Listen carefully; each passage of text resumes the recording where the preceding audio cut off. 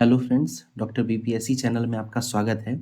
इस वीडियो में हम लोग बिहार से संबंधित बीपीएससी परीक्षा में जितने भी प्रश्न पूछे जाते हैं, उसको देखने का प्रयास करेंगे। उसके लिए आपको मैंने एक नोट्स बनाया हुआ है और ये नोट्स जो है विभिन्न सोर्सेज़ को इस्तेमाल करके बनाया गया है। इसके अलावा इसमें बीपीएससी पीवाईक्यू के डिटेल एनालिसिस करने के बाद जो भी टॉपिक्स, जो भी क्वेश्चंस अराइज़ होते हैं, उनको सम्मिलित किया गया है। अगर आप ये लेक्चर देख लेते हैं पूरा, तो मेरा मानना है कि आप बिहार से संबंधित कम से कम 70 से 80% सवाल या हो सकता है 90% सवाल तक सॉल्व कर पाएँगे, ठीक है? इसमें हम लोग बारी-बारी से पहले बिहार के सामान्य परिचय को देखेंगे, फिर हम लोग बिहार के इतिहास को देखेंगे, फिर ज्योग्राफी को देखेंगे, फिर पॉलिटी को देखेंगे, ठीक है? इसके अलावा हम लोग को जनसंख्या से संबंध में प्रश्न पूछे जाते हैं, उसको देखेंगे। फिर बारी-बारी से इस यूट्यूब चैनल पे आपको बिहार से संबंधित करंट अफ़ेयर्स के वीडियो भी मिलेंगे, ठीक है? तो हम लोग शुरू करते हैं इस वीडियो को। अ, आप इसे 1.25 के स्पीड से 1.5 के स्पीड से देखें और आपको अ, ये जानकारियाँ मिलेगी जो आपको आगामी परीक्षा में काफ़ी सहायता करेगी। सबसे पहले हम लोग बिहार के सामान्य परिचय को देखते हैं। अब प्रीवियस ईयर क्वेश्चन को देखेंगे तो आपने गौर किया होगा कि इसमें इसके अक्षांश और देशांतर से संबंधित कई सवाल पूछे जाते हैं। तो सबसे पहले अगर बिहार की बात करें, तो बिहार का अगर आप देखेंगे कि बिहार का नक्शा कैसा है, ये एक क्वाड्रिलेटरल जैसा है, ठीक है? ये इस तरीके से कहीं न कहीं बिहार दिखता है और इसके बीचों-बीच जो है गंगा नदी पास करती है, ठीक है? अब इसी से संबंधित जो है सवाल कई बार बीपीएससी में पूछा जा रहा है, ठीक है? सबसे पहले हम लोग देखते हैं बिहार को, तो ये बिहार का मैप है। इसका आप लंबाई और चौड़ाई ध्यान रखेंगे तो ये भी कई बार पूछा गया है लंबाई और चौड़ाई।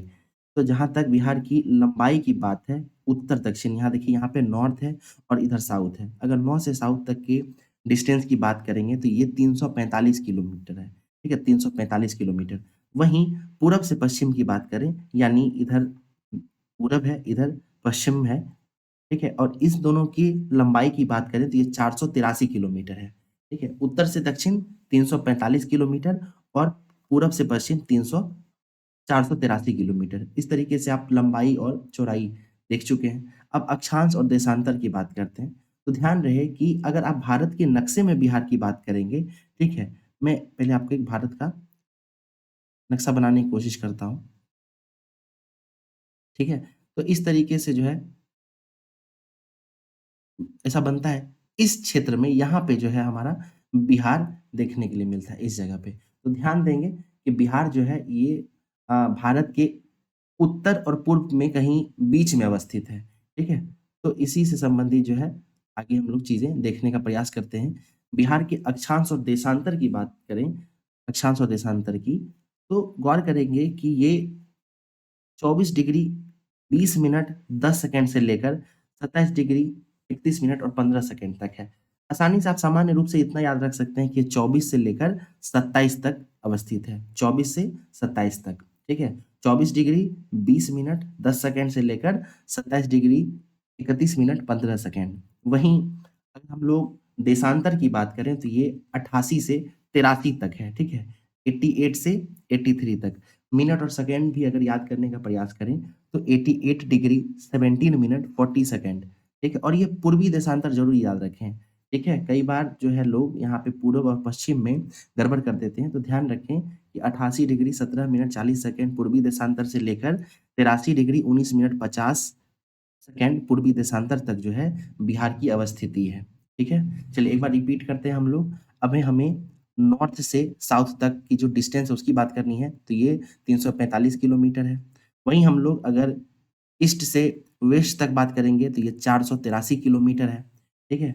अक्षांश और देशांतर की बात करेंगे तो हम गौर करेंगे कि ऊपर में यानी नॉर्थ साइड में 27 डिग्री से लेकर नीचे में 23 डिग्री तक है और दोनों नॉर्थ लैटीट्यूड में है। वहीं लॉन्गिट्यूड की बात करें तो इसका हम लोग याद रखेंगे 88 से 83 तक, ठीक है?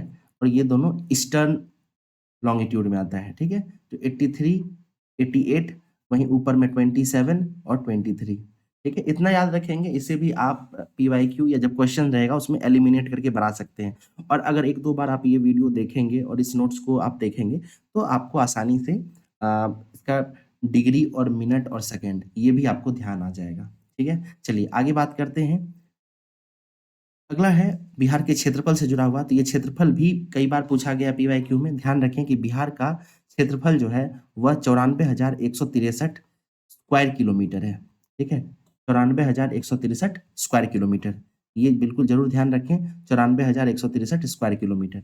वहीं बिहार की एरिया वाइज अगर भारत में विभिन्न राज्यों के बीच अगर तुलना करें, बिहार की तुलना करें, तो बिहार जो है वो 12वें स्थान पर आता है। यानी आकार के रूप में बिहार से बड़े 11 और राज्य हैं। ठीक है, बिहार का स्थान 12वां है। वहीं जनसंख्या के आधार पर अगर बात की जाए तो यह तीसरे स्थान पर है। यानी जनसंख्या के आधार पर बिहार भारत का तीसरा सबसे बड़ा राज्य है। पहले दो राज्यों की बात करें तो पहले नंबर पर उत्तर प्रदेश आता है, दूसरे नंबर पर महाराष्ट्र और तीसरे नंबर पर हमारा बिहार आता है। ठीक है, तो एक बार रिपीट कीजिए, एरिया कितना है बिहार का? तो एरिया है 94,163 स्क्वायर किलोमीटर। वहीं बिहार का स्थान पूछा जाए तो ये 12वें स्थान पर है क्षेत्र में। ठीक है, एरिया वाइज 12वें स्थान पर है, और वहीं जनसंख्या के हिसाब से बात की जाए तो ये तीसरे स्थान पर है, यूपी और महाराष्ट्र के बाद। उसके अलावा भारत के कुल क्षेत्रफल से अगर तुलना की जाए तो भारत के कुल क्षेत्रफल का 2.86% जो है बिहार का क्षेत्रफल है। ठीक है, यानी अगर भारत का क्षेत्रफल 100% माना जाए तो बिहार 2.86% की जो है उसमें अपनी मौजूदगी दर्शाता है, 2.86। इसके अलावा समुद्र तल से ऊंचाई की बात की जाए तो ये 173 फीट है, 173 फीट, और अगर मीटर में बात की जाए तो ये 53 मीटर है। ठीक है, भारत का क्षेत्रफल से तुलना करेंगे तो 2.86% है। वहीं समुद्र तल से ऊंचाई की बात की जाए तो ये 173 फीट है। वहीं मीटर में बात की जाए तो ये 53 मीटर है। ठीक है, उसके अलावा बिहार जो है, इसका नामकरण की बात करें तो ये 11वीं-12वीं शताब्दी के दौरान बौद्ध भिक्षुओं की अधिकता के कारण इस क्षेत्र का नाम बिहार पड़ा। बौद्ध धर्म में बिहार जो है वो काफ़ी प्रसिद्ध होता है। उसी के नाम पे जो है बिहार राज्य का नाम भी पड़ा है। इसके अलावा बिहार की राजधानी की बात करें तो पटना है। ठीक है, बिहार की राजधानी वैसे अतीत से लेकर वर्तमान तक में कई बार बदली है। शुरू में राजगृह, ठीक है, जिसको गृह ब्रज भी कहा जाता था, वहाँ हुआ करती थी जनपद काल में। फिर बाद के समय में जो है ये चेंज होते हुए पाटलिपुत्र और पटना तक आई है। ठीक है, पटना हाई कोर्ट की स्थापना की बात करें सामान्य परिचय में तो ये याद रखेंगे कि ये 3 फरवरी 1916 में जो है पटना हाई कोर्ट बनकर तैयार हुआ। पहले हाई कोर्ट के चीफ जस्टिस की बात करें तो एडवर्ड जेम्स चेमियार जो थे वो पटना हाई कोर्ट के पहले चीफ जस्टिस बने थे। अब जो बिहार का वर्तमान स्वरूप आपको दिखता है वो कई बार विभाजन के बाद बना है। ठीक है, अतीत में जो है बिहार वो मगध के रूप में प्रचलित था, फिर धीरे धीरे जो है उस क्षेत्र बार उसकी लंबाई चौड़ाई घटती गई, और फिर वर्तमान स्थिति जो आपको भी वर्तमान बिहार जो इस प्रारूप में दिख रहा है, यहाँ तक कैसे पहुंचा इसको हम लोग देखते हैं। बिहार की बात करें तो आप गौर करेंगे कि मुगल काल में, ठीक है, अकबर ने जो है उसे बंगाल से, ठीक है, मतलब अकबर के समय में जो है बिहार एक अस्तित्व में आता है। ठीक है, अकबर इसे जीतते हैं, लेकिन बाद में जब ये बंगाल के नवाबों के समय काल में जब आता है तो 1733 में जो है बंगाल से बिहार का जो है बिहार को उसमें सम्मिलित कर दिया जाता है। ठीक है, तो बंगाल के साथ बिहार को जोड़ दिया जाता है। कब जोड़ा जाता है? 1733 में। फिर 1900 ईस्वी के आसपास आते-आते जो है बिहार को बंगाल से विभाजित करने का जो है दबाव जो है ये पड़ता है। बिहार के कई स्वतंत्रता सेनानी जो थे वो बिहार को बंगाल से पृथक करने की बात करते हैं। ठीक है? तो ऐसे में जो है 12 दिसंबर 1911 को दिल्ली दरबार में यह घोषणा की जाती है कि बिहार को बंगाल से अलग किया जाएगा, और इसी क्रम में 22 मार्च 1912 को बिहार को पृथक करने का जो है नोटिफ़िकेशन अधिसूचना जारी होता है। ठीक है? इस समय अधिसूचना जारी होने के समय जो है बिहार के गवर्नर की बात की जाए तो उस समय थॉमस गिब्सन करमाइकल जो है वो बिहार के राज्यपाल हुआ करते थे। ध्यान देने की बात ये है कि बिहार दिवस जो है वो 22 मार्च को मनाया जाता है, और ये क्यों मनाया जाता है? क्योंकि 22 मार्च 1912 को जो है बिहार को एक अलग प्रांत बनाने के लिए नोटिफ़िकेशन जारी हुआ था, अधिसूचना जारी हुआ था। ठीक है?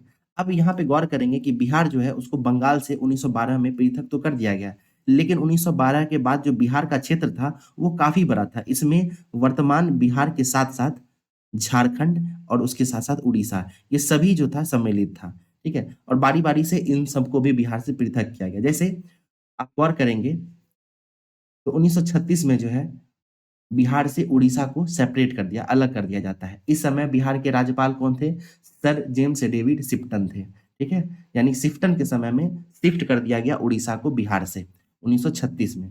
फिर आखिरी बार बिहार का विभाजन जो है सन 2000 ईस्वी में होता है, 15 नवंबर 2000 यानी बिरसा मुंडा की जो जन्म तिथि है 15 नवंबर, उसी दिन जो है बिहार से आखिरी बार पृथक्करण करके झारखंड को एक अलग राज्य बनाया गया। इस समय बिहार के राज्यपाल जो थे, वो वीसी पांडे थे और मुख्यमंत्री राबड़ी देवी थी। इस तरीके से जो है बिहार का विभाजन का इतिहास हमने देखा है। यहाँ से कई बार पीवाईक्यू पूछा, यानी आप गौर करेंगे तो हर साल एक ना एक सवाल जो है बिहार के विभाजन से पूछा ही जाता है। 17वीं बीपीएससी में तो 2 सवाल जो है विभाजन से संबंधित पूछा गया था।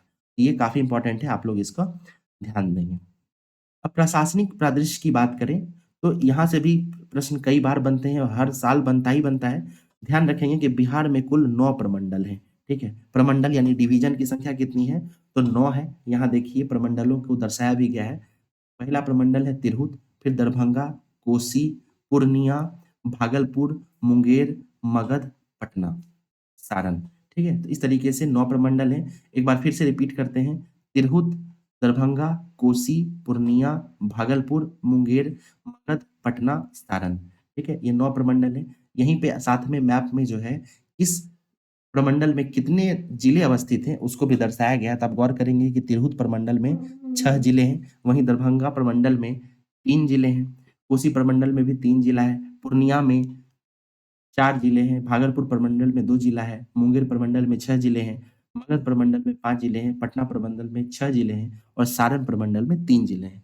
इसको ज़रूर याद रखें। इसके साथ ही अगले स्लाइड में आपको किस किस प्रमंडल में कौन-सा जिला है, उसे भी बताया गया है, वो भी कई बार पूछा गया है, तो उसको भी आप लोग ध्यान देंगे। देखिए इस नोट्स में जहाँ-जहाँ से पीवाईक्यू बनता है, पूछा जाता है, उसे भी यहाँ पे डिनोट किया गया है। तो ये नोट्स जो है आपको वन स्टॉप सॉल्यूशन की तरह बनाया गया है। इसको आप बार-बार देखेंगे, तो कहीं न कहीं आपको ये सहायता करेगा, अवश्य करेगा।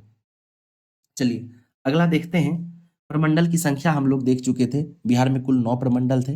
अब जिलों की बात करेंगे तो बिहार में कुल 38 जिले हैं। बिहार में जिलों की संख्या कितनी है? 38 जिले हैं। नवीनतम जिले की बात करेंगे तो यहाँ पे अरवल जिला जो है सन 2001 में बनाया गया था। तो अरवल जिला भी याद रखेंगे कि ये सबसे नवीन जिला है। ठीक है? तो कुल प्रमंडल की संख्या कितनी है? 9 है। कुल जिलों की संख्या कितनी है? 38 है। कुछ कुल अनुमंडलों की संख्या कितनी है? यानी सब डिविजन्स कितने हैं? तो ये 101 है। ये भी याद रखेंगे। फिर कुल ब्लॉक की संख्या कितनी है? यानी कितने प्रखंड हैं? तो 534 प्रखंड हैं। वहीं नगर निगम की संख्या की बात करें तो बिहार में अभी कुल 19 नगर निगम हैं। ठीक है? इस तरीके से हम लोगों ने प्रशासनिक प्रादेशिक देखा। एक बार रिवाइज़ कर लेते हैं। बिहार में प्रमंडलों की संख्या कितनी है? 9, ठीक है? जिलों की संख्या कितनी है? तो 38 जिले हैं। अनुमंडल डिवीज़न कितने हैं? तो 101 है। वहीं कितने प्रखंड हैं? तो 534 है। वहीं नगर निगम की संख्या 19 है। अब कुछ प्रश्न जो है राजकीय प्रतीक से भी पूछा जाता है और राजनीतिक परिदृश्य से भी पूछा जाता है। तो एक बार जो है हम लोग उसको भी देखने का प्रयास करते हैं। राजकीय प्रतीक की बात की जाए तो राजकीय वृक्ष की बात करें तो पीपल जो है वो राजकीय वृक्ष है। ठीक है? पीपल क्या है? राजकीय वृक्ष है। पुष्प राजकीय पुष्प कौन-सा है? तो गेंदा का पुष्प जो है वो राजकीय पुष्प है। इसके अलावा राजकीय पशु की बात करें तो बैल है। बैल से पहले वृषभ हुआ करता था, लेकिन वर्तमान में जो है ये बैल है। राजकीय पक्षी की बात करें तो ये गौरैया है। राजकीय भाषा की बात करें तो हिंदी है और उर्दू जो है उसे भी द्वितीय राजकीय भाषा का दर्जा दिया गया था। राजकीय मछली की बात करें तो मांगुर है, ज़रूर याद रखें इसे। और राजकीय चिन्ह की बात करें तो बोधि वृक्ष है, ठीक है? राजकीय चिन्ह कौन-सा है? तो बोधि वृक्ष है। एक बार हमारे साथ रिपीट करें आप लोग, राजकीय वृक्ष कौन-सा है? पीपल है। राजकीय पुष्प कौन-सा है? तो गेंदा है। राजकीय पशु कौन है? बैल है। राजकीय पक्षी गौरैया है। राजकीय भाषा हिंदी है और द्वितीय राजकीय भाषा उर्दू है। राजकीय मछली कौन-सी है? मांगुर है। राजकीय चिन्ह है बोधि वृक्ष। इसके अलावा राजनीतिक परिदृश्य की बात करें तो यहाँ से भी सवाल बनते हैं, इसे भी हम लोग जल्दी-जल्दी देख लेंगे। राजनीतिक परिदृश्य की बात करें तो बिहार में लोकसभा के कुल सीटों की संख्या कितनी है?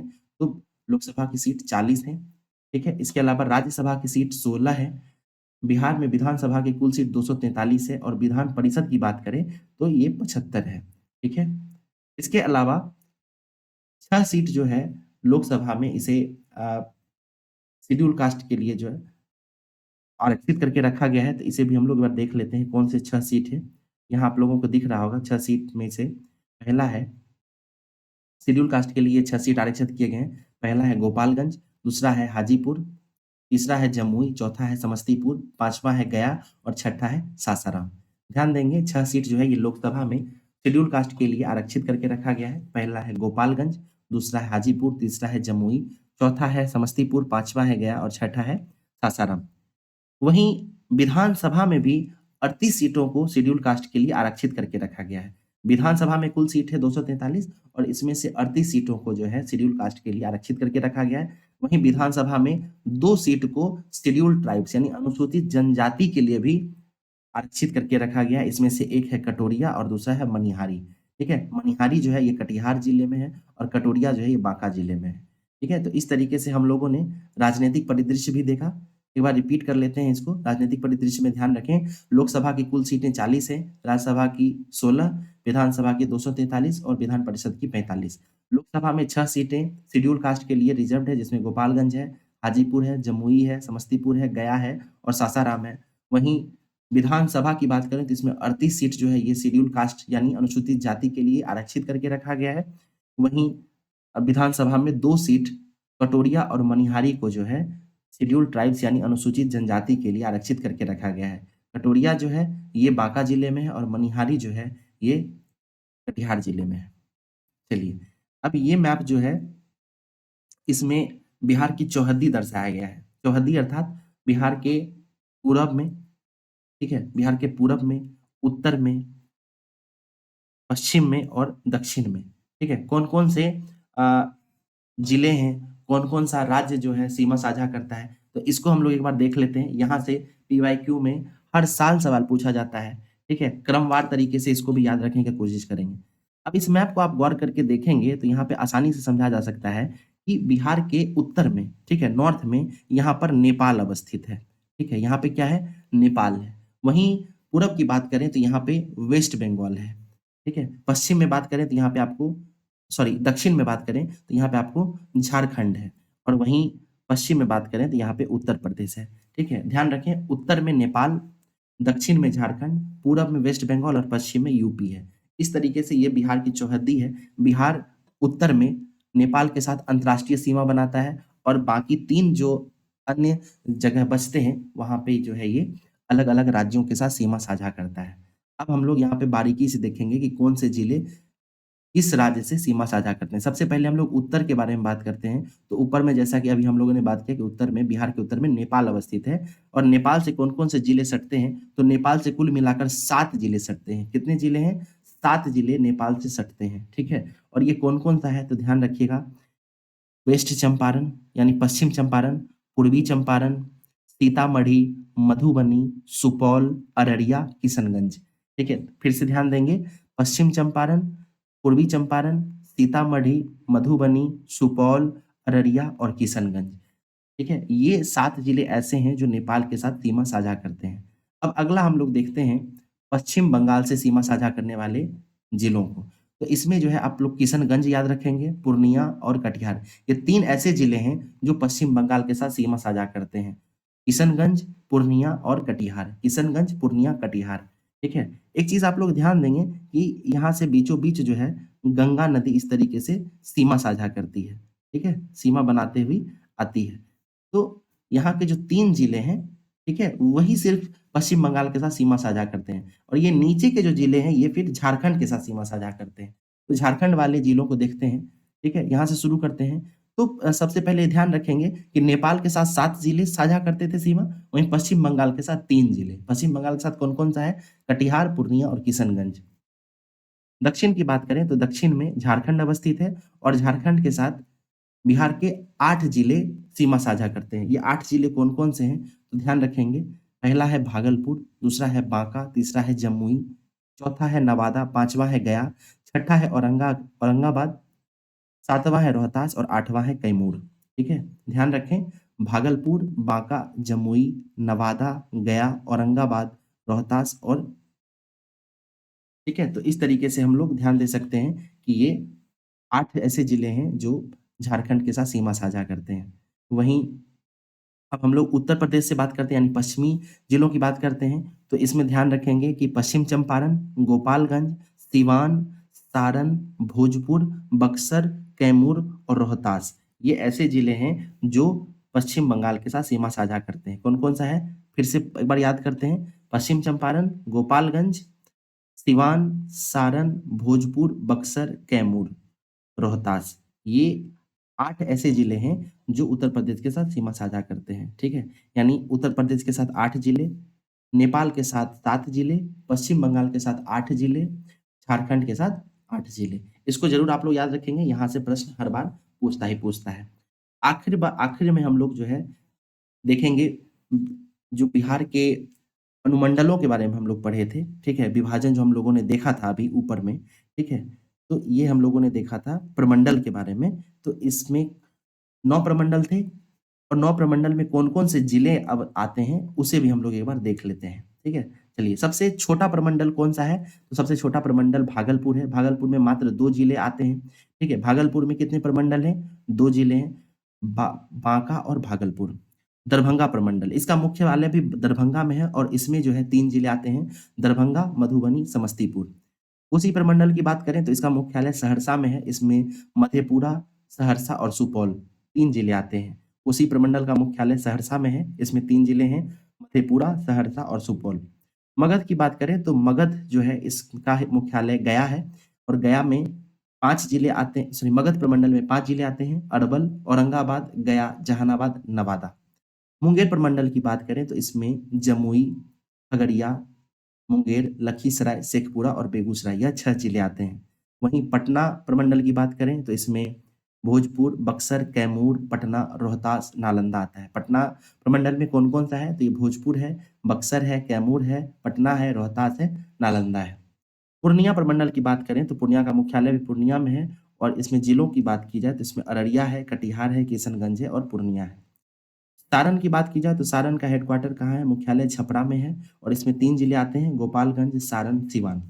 वहीं तिरहुत प्रमंडल की बात करें तो तिरहुत का मुख्यालय मुजफ्फरपुर में है और मुजफ्फरपुर में तिरहुत प्रमंडल में अगर जिलों की बात की जाए तो 6 जिले हैं, पूर्वी चंपारण, मुजफ्फरपुर, शिवहर, सीतामढ़ी, वैशाली, पश्चिम चंपारण। ठीक है? तो इस तरीके से हम लोगों ने बिहार के सामान्य परिचय को देखा।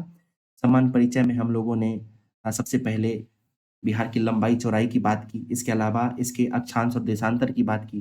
फिर हम लोगों ने बिहार के एरिया की बात की, क्षेत्रफल की बात की, बिहार का भारत के दृष्टिकोण से कौन-सा स्थान है उसकी बात की। फिर हम लोगों ने बिहार की समुद्र तल से ऊँचाई की बात की, बिहार का नामकरण कैसे हुआ, बिहार की राजधानी कहाँ है, बिहार में जो पटना हाई कोर्ट है उसकी स्थापना कब हुई, पहले चीफ जस्टिस कौन थे इसका बात किया। इसके अलावा हम लोगों ने बिहार के विभाजन का इतिहास देखा, बिहार का बंगाल से कब विभाजन होता है, फिर उड़ीसा को बिहार से कब पृथक्करण किया जाता है, फिर झारखंड को कब पृथक किया जाता है, ये सब हम लोगों ने देखा। फिर हम लोगों ने प्रशासनिक परिदृश्य में बिहार के प्रमंडल, जिले, अनुमंडल, प्रखंड और नगर निगमों की संख्या देखी। फिर हम लोगों ने राजकीय प्रतीकों के बारे में देखा। फिर हम लोगों ने राजनीतिक परिदृश्य देखा कि लोकसभा, राज्यसभा, विधानसभा और विधान परिषद में कितने सीट्स बिहार की तरफ से हैं। फिर हम लोगों ने बिहार की चौहद्दी देखी। फिर कौन-कौन से जिले किस राज्य से कैसे सीमा साझा करते हैं, उसे हम लोगों ने देखा। और अंत में हम लोगों ने बिहार के जो 9 प्रमंडल हैं, उसके अलग-अलग प्रमंडलों में कौन-कौन से जिले हैं, उसे हम लोगों ने देखने और समझने का प्रयास किया। तो इस तरीके से ये बिहार का सामान्य परिचय है, ये समाप्त होता है ये वीडियो। अगले वीडियो में हम लोग बिहार का भौगोलिक विभाजन या बिहार के ज्योग्राफी के बारे में बात करेंगे। ठीक है? मिलते हैं अगले लेक्चर में। इस वीडियो को देखें, इसे रिवीजन बार-बार देखें। इसके अलावा इसका जो नोट्स है, जो कि बहुत बेहतरीन तरीके से बनाया गया है और बहुत सारे सोर्सेज़ को इस्तेमाल करके बनाया गया है, इसे आप लोग टेलीग्राम चैनल से डाउनलोड कर सकते हैं। इसका लिंक डिस्क्रिप्शन में दिया गया है। मिलते हैं अगले लेक्चर में। धन्यवाद।